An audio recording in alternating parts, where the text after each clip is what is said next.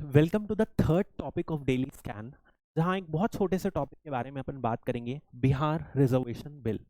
तो रिसेंटली हुआ क्या, बिहार की लेजिस्लेटिव असेंबली में एक बिल इंट्रोड्यूस किया गया है जो रिजर्वेशन को जो 50% में पेग था उसे बढ़ा के 65% कर दिया।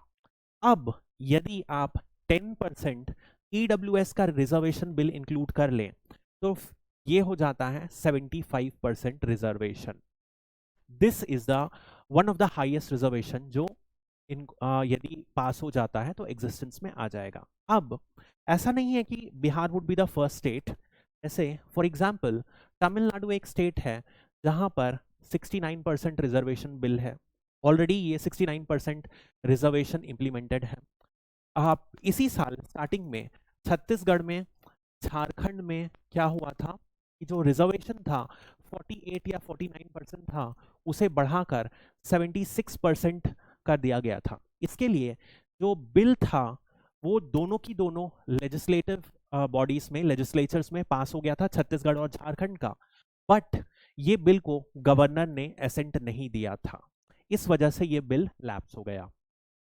तो मुद्दा ये है कि रिजर्वेशन डिमांड लगातार बढ़ते जा रही है। तो एक क्वेश्चन जो सबसे पहले उठता है वो है, ये 50% जो लिमिट थी जो सुप्रीम कोर्ट ने इंपोज की थी, ये कहां से आई थी?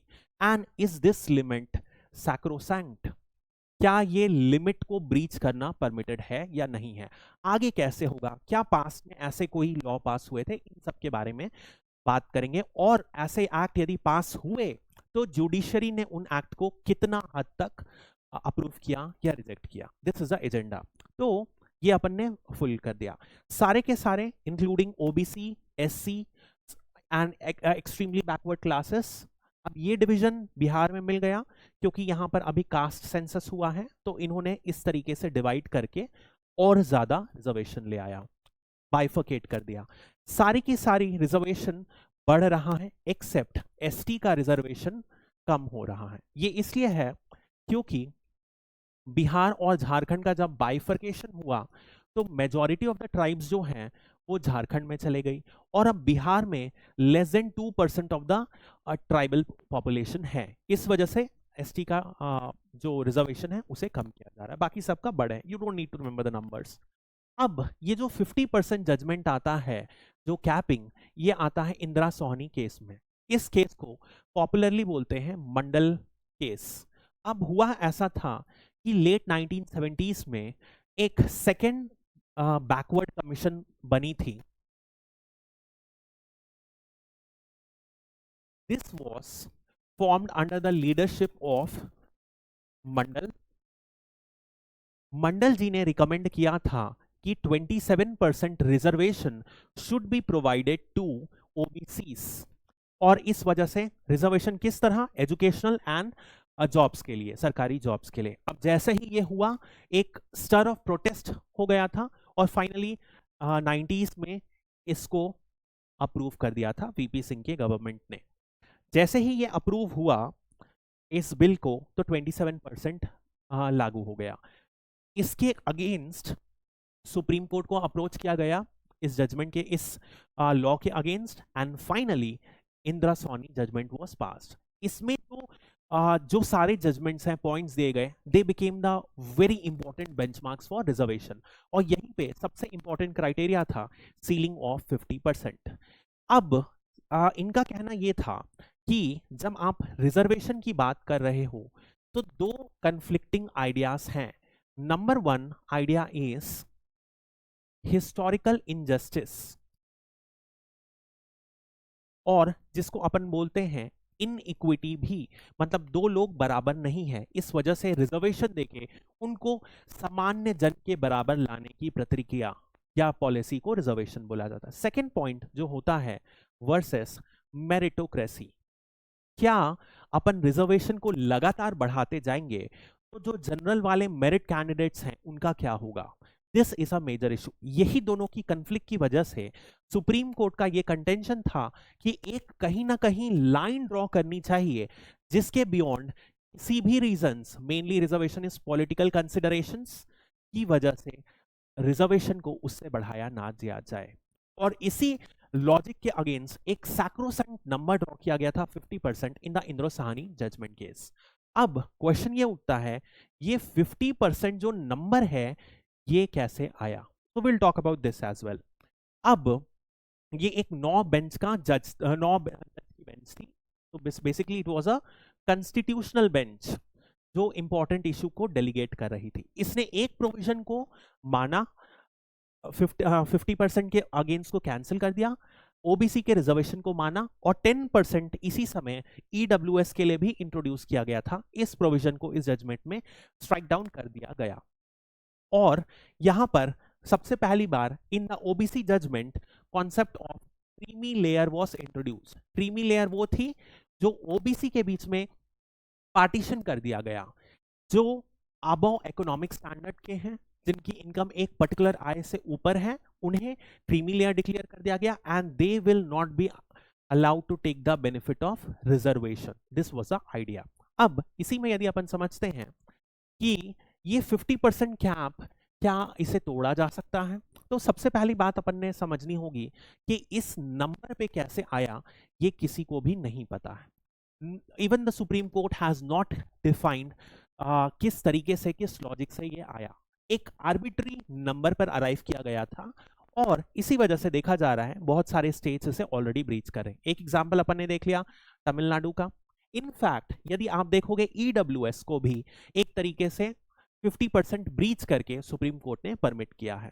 ये जो जन अभियान वाला केस हुआ था, जिसमें सुप्रीम कोर्ट ने ईडब्ल्यूएस के रिजर्वेशन को अपहोल्ड किया, मतलब कि 60% रिजर्वेशन कर दिया। ठीक है, अब इसी में अपन पढ़ते हैं ये कैसे इवॉल्व हुआ। तो सबसे पहली बात यदि आप देखोगे 1962 में ही बालाजी केस हुआ था। इस बालाजी केस में for the very first time supreme court had talked about कि एक लिमिट होनी चाहिए जिसके ऊपर रिजर्वेशन ना बढ़े, वरना ये लगातार बढ़ते जाएगा। तो पहली बार सुप्रीम कोर्ट ने 50% लिमिट यहां पर लगाई थी। उसके बाद जस्ट 2 साल बाद 1964 में देवदासन केस में क्या हुआ, इस लिमिट को ब्रीच कर दिया गया। इनफैक्ट यहां पर रिजर्वेशन 65% तक बढ़ गया था।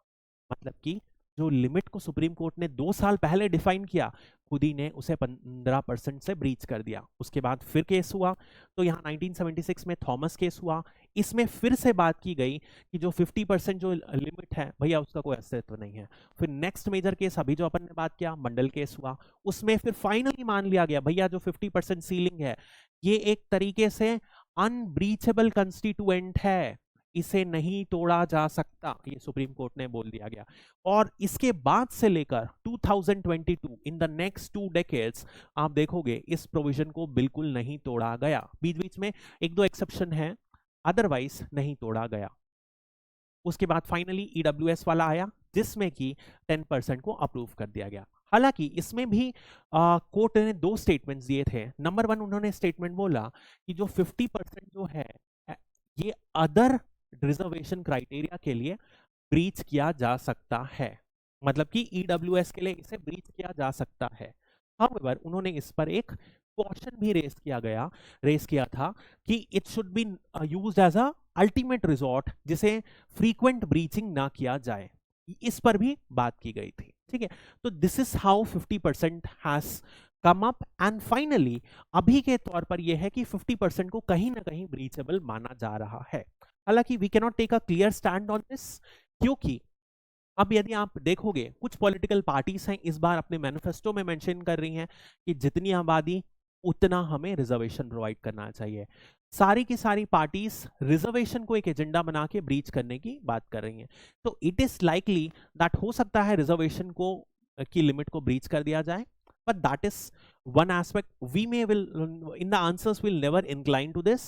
हमें अपन का एक डिप्लोमेटिक स्टैंड मेंटेन करना है between meritocracy and between the reservation. ऐसे में जब भी आता है तो आपको एविडेंस बेस्ड पॉलिसीज को सपोर्ट करना चाहिए, मतलब कि हमें ऐसी रिजर्वेशन पॉलिसीज प्रमोट करना है ये इंश्योर करते हुए कि जो जस्टिस है, सोशल जस्टिस, वो तो अपहोल्ड हो ही without downgrading the quality of administration. That is the most important thing.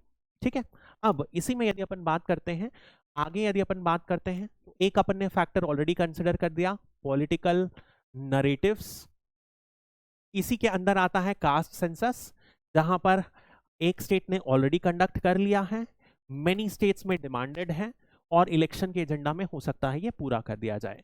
Reservation की डिमांड यदि अपन देखें, मराठा रिजर्वेशन की डिमांड बहुत तेजी से है, जाट, पटेल्स, कापूस सबकी डिमांड है। इनकी डिमांड है कि इनको ओबीसी कोटा में शामिल किया जाए, ओबीसी कोटा को रेस किया जाए। ठीक है, इस तरीके की डिमांड्स हैं।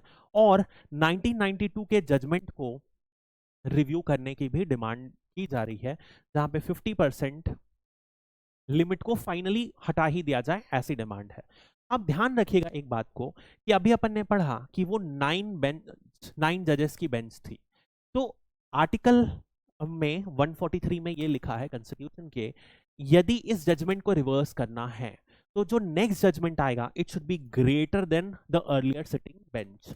तो मिनिमम 11 जजेस की बेंच तो होनी ही होनी चाहिए, तभी जो नया आदेश आएगा वो इसके ओवरकम, इसको रिप्लेस कर सकता है।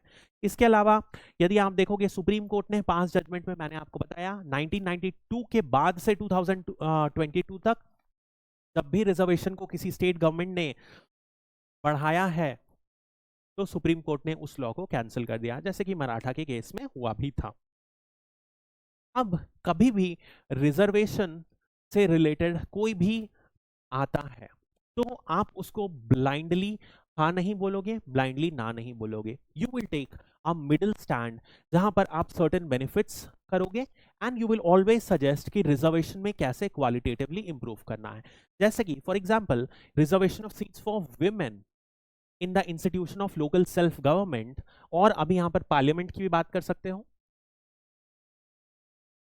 और लेजिस्लेचर, इसकी भी बात कर सकते हो, has had a limited impact on the patriarchal character of the Indian political process. Comment, ठीक है।